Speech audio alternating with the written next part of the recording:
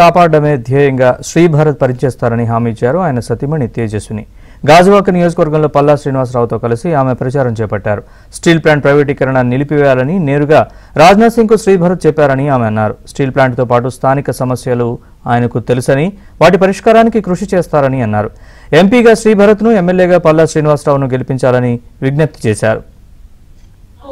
గాజువాక అంటే అందరూ మైండ్ లో ఫస్ట్ వచ్చేది ఇక్కడ ఉన్న స్టీల్ ప్లాంట్. భరత్ గారు కూడా మొదటిసారి ధర్నా చేసింది స్టీల్ ప్లాంట్ కోసం అనుకుంటాను. అది ఇవాళ మన స్టీల్ ప్లాంట్ కాపాడుకోవాల్సిన సమయం వచ్చింది. గతంలో ఒకసారి ఇలానే ప్రైవేటైజ్ చేద్దామని చూస్తే ఎంపీఎస్ మూర్తి గారు, అక్కడ ఎల్ఎం నాయుడు గారు అప్పుడు ఎలాగైనా కేంద్రంకి వెళ్ళి ఆపారు. కానీ మళ్ళీ ఇప్పుడు ఆ సమయం వచ్చింది, మళ్ళీ ప్రైవేటైజ్ చేస్తామంటున్నారు. అలాంటివి చేయడానికి మనం ఒక సమర్థమైన లీడర్ అవసరం. మీరు అభ్యర్థిగా పోటీ చేసే శ్రీభరత్ గారు, మీరు మొన్న చూస్తే కూడా మన డిఫెన్స్ మినిస్టర్ రాజ్నాథ్ సింగ్ గారు వచ్చినప్పుడు కూడా ఆయన ముందు చాలా ధైర్యంతో మాట్లాడారు మన స్టీల్ ప్లాంట్ గురించి.